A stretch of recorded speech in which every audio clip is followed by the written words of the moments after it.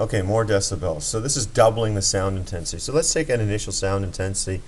I is equal to something like 0.01. That means decibels in this case. 10 log. Of course, we cannot write the 10, but it's better form to write the actual base. 0.1, 0.01 over 1 times 10 to the negative 12.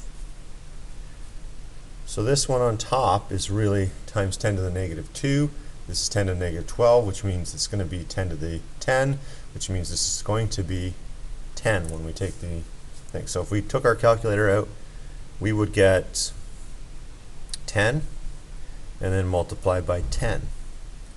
So this would be 100 decibels.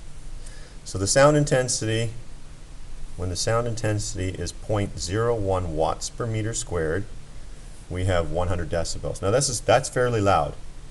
Not quite as loud as like a rock concert or a concert, but it's getting up there. And it's actually dangerous to work a long period of time in it. So now let's say we double the intensity.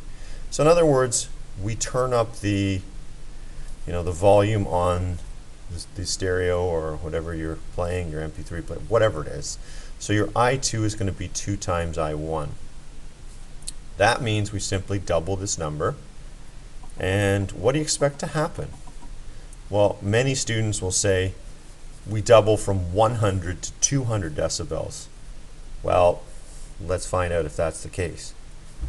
So we have 10 log base 10, and we're going to put in 0.02 here, divided by 1 times 10 to the negative 12. Both are in watts per meter squared, so the watts per meter squared cancels out, leaving us with a unitless quantity. Now, putting it in the calculator, log 0.02 divided by 1 times 10 to the button, and then putting in negative 12, and we should see that it turns into 10.3. So we have 10 times 10.3, so it's 103. So the sound intensity doubled, and it went from 100 to 103. So it seems to go up by 3 dB. Well, let's double it again, see in fact what happens if we put I3 is equal to 2 times I2, meaning we multiply this number by 2 and put 0.04 watts per meter squared. So dB in this case, again 10 log base 10, 0.04 watts per meter squared over watts per meter squared, so they cancel out. Okay, and we'll do that on the calculator, and I'll show you again. So we're putting in log.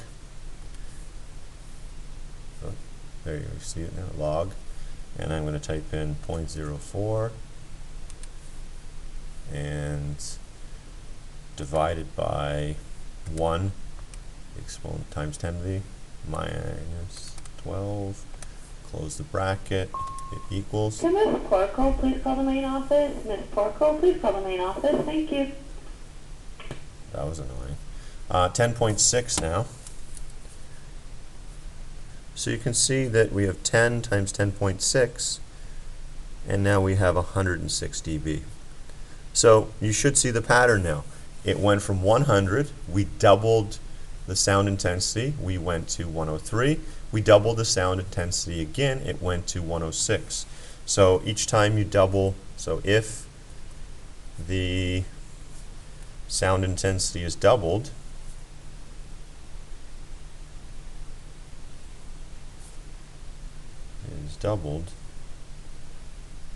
the decibels increase by 3. Increase by 3. Now this basically comes into play when you're purchasing speakers. What you want to do is have a speaker that has a higher efficiency And the efficiency basically, when you're at 1 watt at 1 meter, it can actually tell you the dB of the speaker. So if you started a speaker that starts at 90 when you're at 1 watt at 1 dB, you have to add a lot of energy to get it to sound really loud. But if you started a more efficient speaker at, say, 100 or 98 dB, it doesn't take as much energy to get it to sound loud. So there's an application of decibels and the energies, and then actually purchasing or using speakers.